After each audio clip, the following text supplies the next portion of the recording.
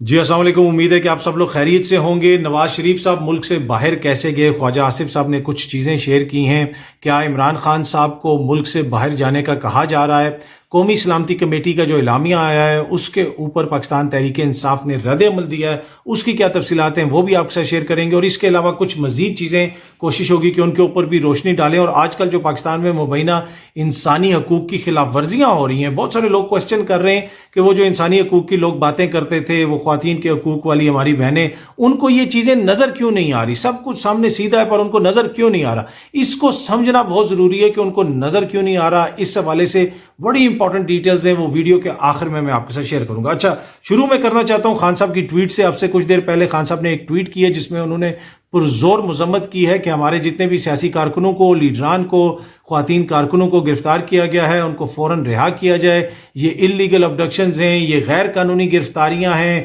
عمران ریاض خان کا انہوں نے ذکر کیا کہ وہ غائب ہے، خواتین کو پکڑا جا رہا ہے، اور اس کے اندر انہوں نے اپنے بیان میں یہ بھی لکھا اپنی ٹویٹ میں کہ شہریار آفریدی کو پکڑا گیا، اس کے ساتھ ساتھ اس کی بیگم کو بھی پکڑ لیا گیا۔ ان کو پکڑنے کی کیا تک بنتی ہے؟ ان کو جس حالت میں وہاں سے گرفتار کیا گیا، ان کے گھر کے اندر گھس کے چادر اور چار دیواری کا تقدس پامال کیا گیا۔ خان صاحب لکھتے ہیں کہ یہ جمہوری اور اسلامی اصولوں کے بھی منافی ہے، اور جو خواتین کے ساتھ سلوک کیا جا رہا ہے، ڈاکٹر شیریں مزاری کے ساتھ جو سلوک کیا جا رہا ہے، سینیٹر فلک ناز چترالی اور شیریں مزاری صاحبہ کو ڈیالہ جیل سے اٹھا لیا گیا، ان کی رہائی کے حکم آ چکے تھے، ان کو تھانے میں بند کر دیا گیا، پھر مبینہ تشدد کی خبریں آ رہی ہیں۔ یہ سب کچھ بہت زیادہ پریشان کن ہے، اور یہ ساری جو مبینہ انسانی حقوق کی سنگین خلاف ورزیاں ہو رہی ہیں یہ بند ہونی چاہیے، اور ان تمام لوگوں کو رہا کرنا چاہیے۔ اب یہ جو خان صاحب نے ٹویٹ کیا، اوبیسلی انٹرنیشنل سطح پہ بھی لوگ اس کو دیکھیں گے اور پوچھیں گے کہ یہ کیا ہو رہا ہے پاکستان میں۔ یہاں پہ بھی سفارتکار ہیں وہ بھی دیکھ رہے ہیں، اپنی دنیا بھر میں اپنی کیبلز بھی بھیج رہے ہیں، اور جو کچھ ہو رہا ہے وہ ہمارے سامنے ہے، سب کو نظر آ رہا ہے۔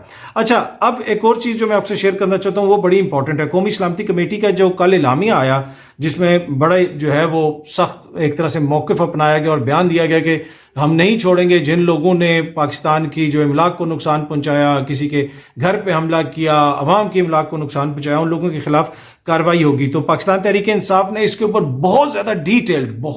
ڈیٹیلڈ رد عمل دیا ہے۔ پاکستان تحریک انصاف قومی سلامتی کمیٹی کے اجلاس کے بعد جاری اعلامیے پر ایک مخصوص سیاسی بیانیے کے غلبے کو نہایت تشویش کی نگاہ سے دیکھتی ہے۔ بنیادی جو ان کا، میں آپ کو اس کا لبِ لباب بتا دیتا ہوں، بڑا لمبا انہوں نے بیانیہ، وہ جسے آپ کہتے ہیں نا بیان، جاری کیا ہے، اور انہوں نے کہا کہ ایک سیاسی بیانیہ بنانے کی کوشش کی جا رہی ہے، اور اس میں یہ ہے کہ جیسے ایک پاکستان تحریک انصاف اس میں انوالو ہے، اور وہ لوگ جو ہیں شرپسند ہیں، اور وہ ہیں، اس میں انہوں نے مطالبہ کیا کہ اس کی تحقیقات ہونی چاہیے۔ یہ نہیں ہو سکتا کہ ایک مفروضے کے اوپر آپ جو ہے ایک سیاسی جماعت کے خلاف کارروائی شروع کر دیں، اور قومی سلامتی کے لیے، آئین کی بالادستی کے لیے، جمہوری اقدار کی فروغ کے لیے یہ ضروری ہے کہ جناب سب کو مل کے ساتھ چلیں اور ان معاملات کا حل نکالیں۔ اس قسم کا بات انہوں نے بیچ میں کی گئی ہے، اور یہ بھی انہوں نے لکھا کہ جناب گزشتہ 13 ماہ کے واقعات نے ثابت کیا ہے کہ مقتدر سیاسی اور عسکری اشرافیہ کی ترجیحات لامحالہ طور پر اس کے برعکس ہیں۔ انہوں نے کہا کہ جی ہم نے جو ہے وہ ہمیشہ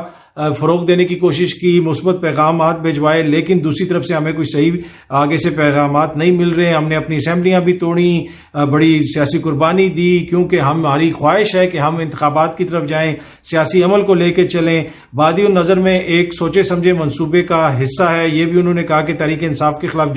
جس قسم کا بیانیہ بنایا جا رہا ہے، جس قسم کی تشہیر کی جا رہی ہے، میڈیا ٹرائل کیا جا رہا ہے، یہ ایک سوچے سمجھے منصوبے کا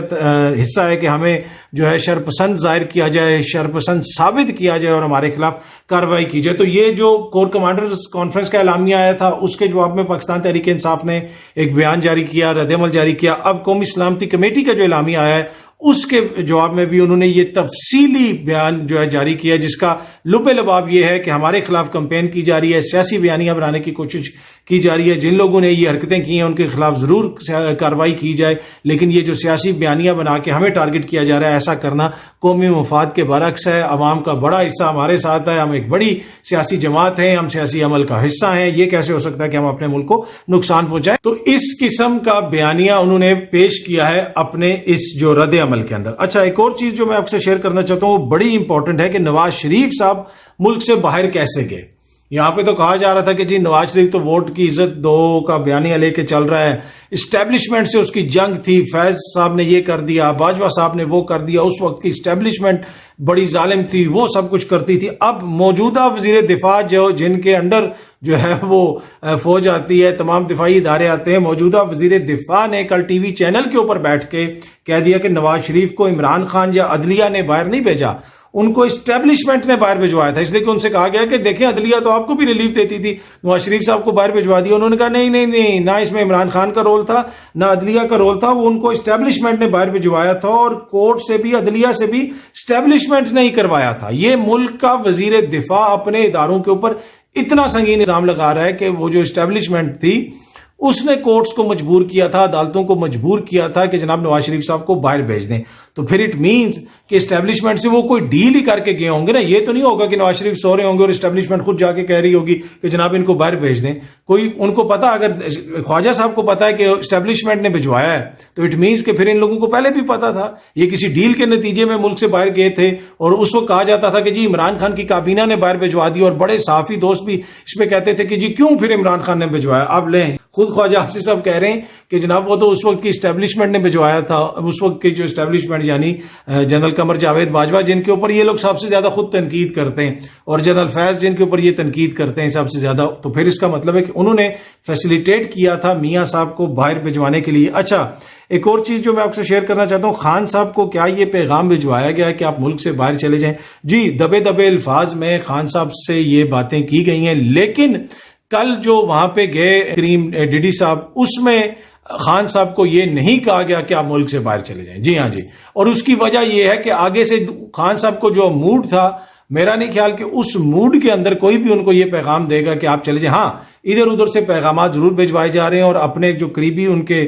جماعت کے لوگ ہیں، خان صاحب نے ان سے بھی کہا کہ یہ ہو ہی نہیں سکتا ہے کہ میں ملک چھوڑ کے جاؤں، ہم نے کون سا کچھ کیا ہے، اسی ملک کے اندر ہماری سیاست ہے، ہم یہیں پہ ہیں، اور نہ ہی اس طرح کا جو کل کی میٹنگ ہوئی اس میں اس طرح کا پیغام نہیں دیا گیا کہ آپ ملک چھوڑ کے چلے جائیں۔ ہاں ٹیمپریچر ڈاؤن کرنے کی بات کی گئی ہے، سیاسی عمل کو آگے بڑھانے کی بات کی گئی، اور ہر کوئی فکر مند ہے، ہر پاکستانی فکر مند ہے۔ اس وقت جو سچویشن ہے، سیاسی کشن بالکل ختم ہو چکا ہے، سیاسی ایکٹیویٹی کی جو حالت ہے وہ آپ کے سامنے ہے، جو حکومت میں لوگ ہیں ان کی عوام کے اندر کتنی مقبولیت ہے وہ آپ کے سامنے ہے، ان کا اپنا کیا کردار ہے وہ آپ نے سپریم کورٹ کے سامنے دیکھ لیا، قانون کے اوپر وہ کتنا عمل درآمد کر رہے ہیں، یہ سب کچھ ہمارے سامنے ہے۔ تو ایسے میں یقیناً جو ہے جو لوگ ہیں، چاہے وہ کوئی بھی ادارہ ہو پاکستان کے اندر، جس کی بھی سٹیک ہے، عام شہری ہو جائے یا کوئی بہت بڑا شخصیت ہو جائے، سیاستدان ہو جائے، سب کو فکر ہے کہ پاکستان کس طرف جا رہا ہے۔ ہاں باقی جو حکومت کا کردار ہے وہ آپ کے بھی سامنے اور میرے بھی سامنے ہے کہ وہ کس نہج پہ چیزوں کو لے کے آگے ہیں، کیوں لے کے آگے ہیں؟ اس لیے کہ سیاسی ایکٹیویٹی رکی ہوئی ہے، 2 صوبوں کے اندر انتخابات نہیں کروانے، خوف کیا ہے؟ جی ہم الیکشنز ہار جائیں گے۔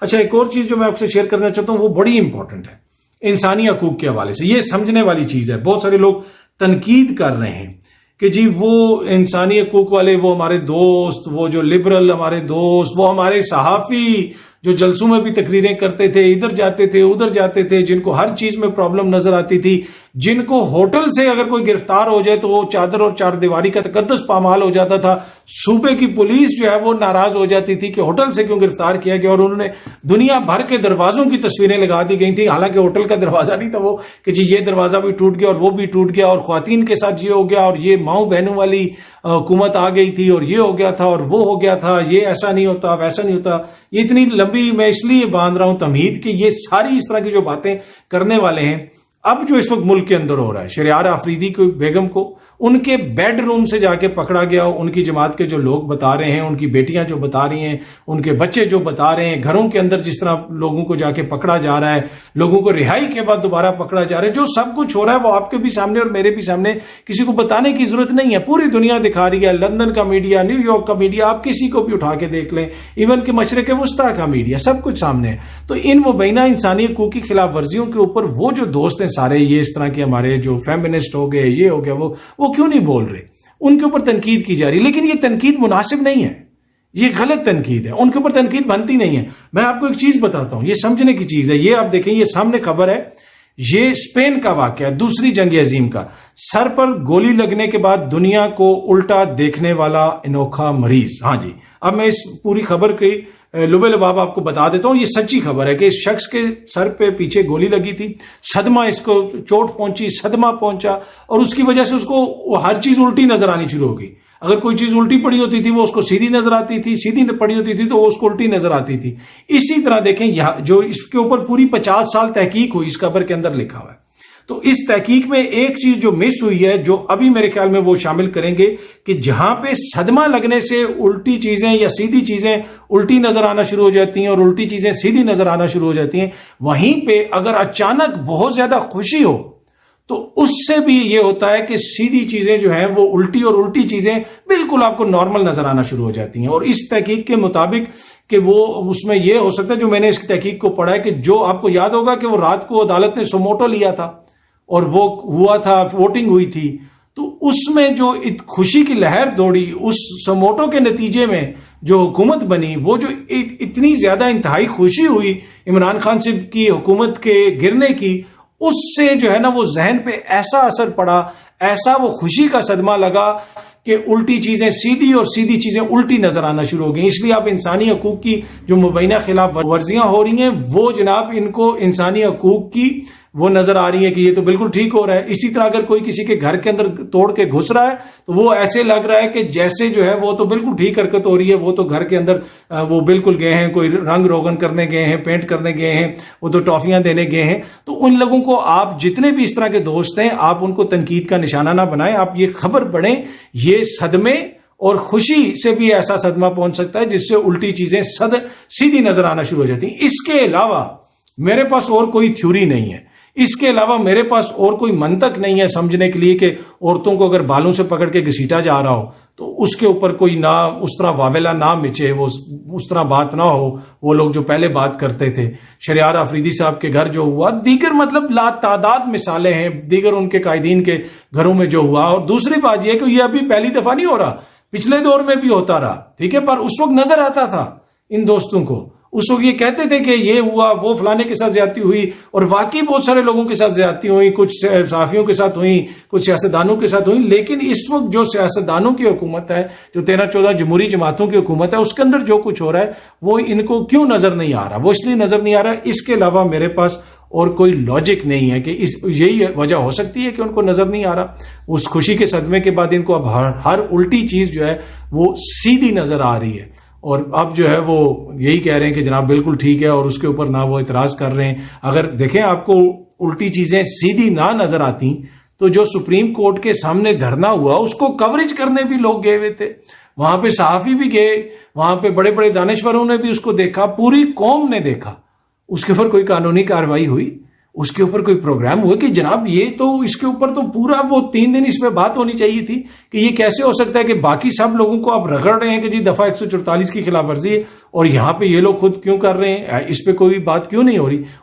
اس کو سمجھیں، اس کی وجہ یہی ہے، یہ جو خوشی کا صدمہ پہنچا عمران خان کی حکومت کا خاتمہ، یہ اتنا بڑا خوشی کا جھٹکا تھا کہ اچانک ان کو الٹا نظر آنا شروع ہو گیا، ہر سیدھی چیز ان کو الٹی نظر آنی شروع ہو گئی ہے۔ ہاں، جو ہی یہ حالات بہتر ہوں گے، جو ہی مبینہ انسانی حقوق کی خلاف ورزیاں ختم ہوں گی، پھر آپ دیکھیں گے کہ دوبارہ جو ہے ہو سکتا ہے کہ دوبارہ ان کو کوئی صدمہ پہنچے تو معاملات کوئی نارمل آئیں یا معاملات دوسری طرف جائیں۔ فی الحال مجھے اس کا کوئی امکان نظر نہیں آ رہا۔ امید ہے کہ یہ ویڈیو آپ کو پسند آئی ہوگی، بہت جلدی آپ سے دوبارہ ملاقات ہوگی۔ Thank you so much.